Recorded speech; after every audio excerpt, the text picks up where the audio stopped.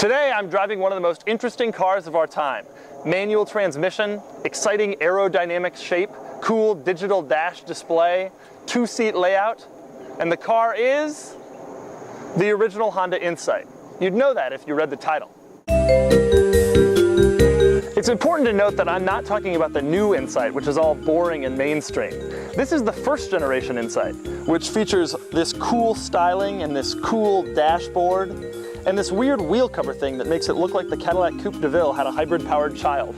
But the Insight is most known for fuel economy. So today we're going to do a little fuel economy challenge to see just how high I can get it in about an hour of driving. Now, this particular Insight has a few modifications in order to increase its fuel efficiency. One of them is a switch located inside that allows the driver to turn on and off the integrated motor assist system. But my personal favorite solution is a homemade one. Now, you've heard of a cold air intake, which takes colder, denser air, sends it into the engine for more speed. Well, this is a hot air intake. What it does is it takes hot air off the catalytic converter and sends it to the engine for less speed, less power, and more fuel efficiency. The opposite of a cold air intake. Now the owner of the car, Adam, he tells me that the best he's ever done on one tank was 76 miles per gallon. I'm hoping that we can hit 80. Let's see. We started with a trip to the gas station where we topped off the tank and reset the odometer, and then we got on the road. So the Insight gets better mileage on the highway than it does in the city, so that's where we're headed. But right now we're stopped at a traffic light, and the Insight has shut itself off to save fuel. Unfortunately, it also shuts off the air conditioning, so it's getting a little hot in here.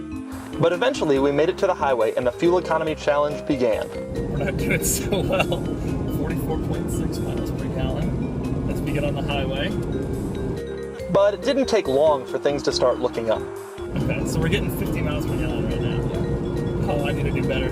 It's time to turn off the AC. And turn off the AC we did. Unfortunately, there were some side effects.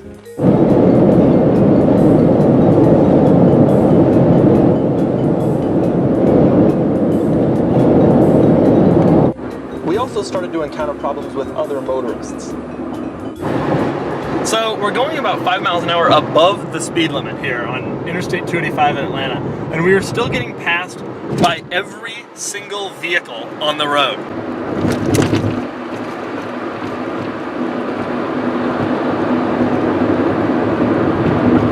And we've already been flipped off once, and I suspect it won't be the last time.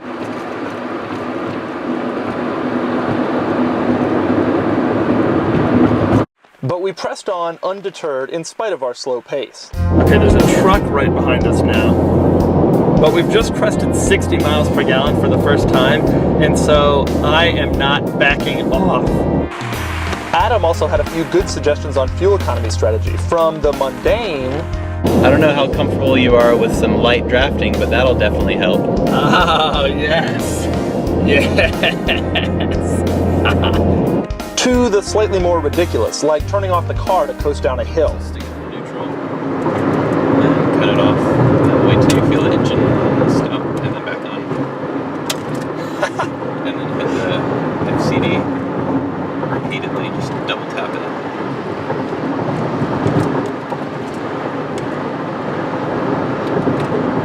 Haha! We're picking it up! Yes! Come on, Insight! Yes! 67.2! 0.4.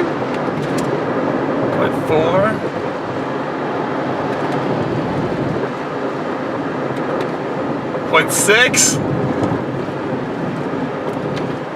0.9. I guess I better turn it back on. 68. Let's put it into fifth and the clutch whenever you're ready. Alright.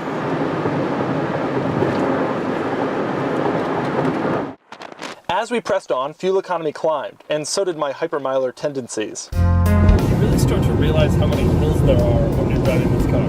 We gotta go somewhere where there's more downhills. Damn it, a hill! Oh, I'm getting 40-something miles per gallon. This is terrible. Look at this. Look at this huge downhill.